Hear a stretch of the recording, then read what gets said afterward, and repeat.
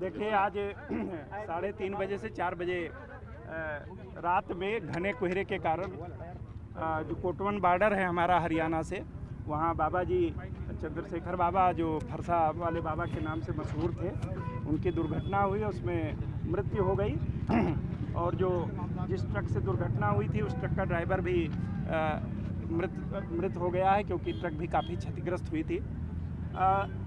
बाबा जी का इस क्षेत्र में काफ़ी गौ सेवा के लिए तत्पर रहते थे और अपने पूरा जीवन उन्होंने गौ सेवा के लिए समर्पित किया हुआ था।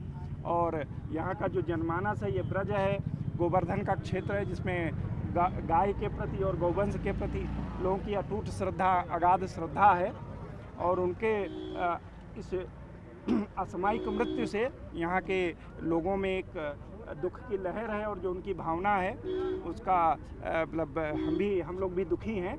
और उसको लेकर के आज थोड़ा कानून व्यवस्था बाधित हुई थी, और फिर हम लोगों ने चर्चा की, पुलिस ने, प्रशासन ने, यहाँ के जो लोकल जनमानस है उसने बहुत ही धैर्य का परिचय दिया, और आपस में बातचीत करके अब जो बाबा जी का क्रिमेशन है वो किया जा रहा है। कुछ बाबा जी के आश्रम की तरफ से बहुत जायज़ मांग है, जैसे एक बाबा जी गौशाला चलाते थे, जो प्राइवेट गौशाला है, अब बाबा जी के ना रहने पर उस गौवंशों का क्या होगा।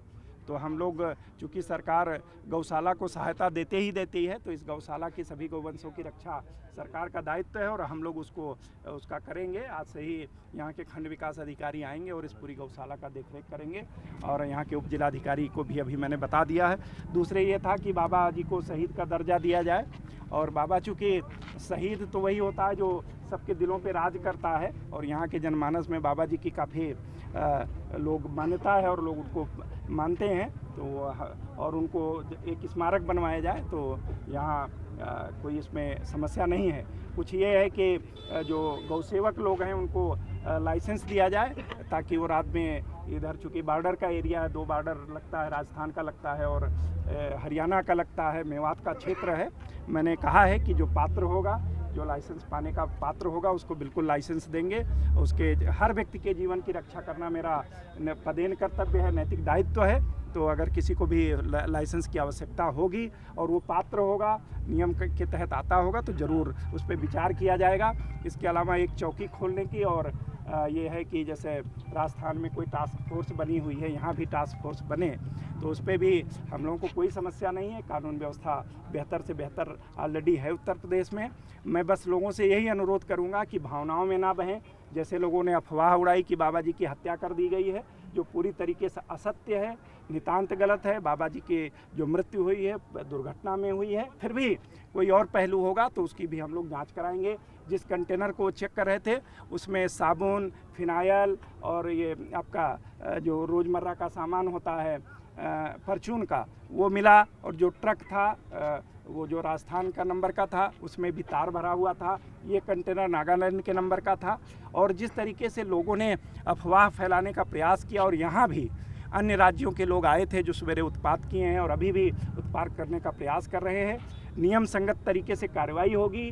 कोई निर्दोष निश्चिंत रहे, उसके विरुद्ध, अगर वो निर्दोष है उसके विरुद्ध कोई कार्रवाई नहीं होगी, लेकिन किसी दोषी को हम छोड़ेंगे भी नहीं।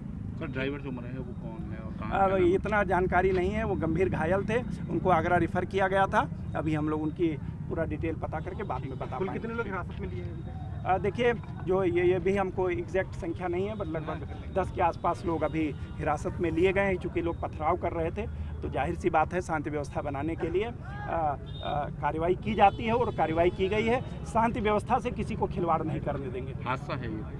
प्रथम दृष्टया पूरी तरीके से यह दुर्घटना है, क्योंकि आज पता नहीं कैसे कई दिनों बाद इतना सवेरे कोहरा गिर रहा था। आप लोगों ने भी देखा होगा कि विजिबिलिटी पूरी तरीके से जीरो थी। आगे का कंटेनर इन्होंने रुकवाया था, इनके साथ कुछ और लोग भी थे, और पीछे की ट्रक आकर के वो है, जिसका एक वीडियो भी हम लोगों को मिला है, जो प्रथम दृष्टया ये लगता है दुर्घटना। फिर भी हर पहलू की हम लोग जाँच कराएंगे।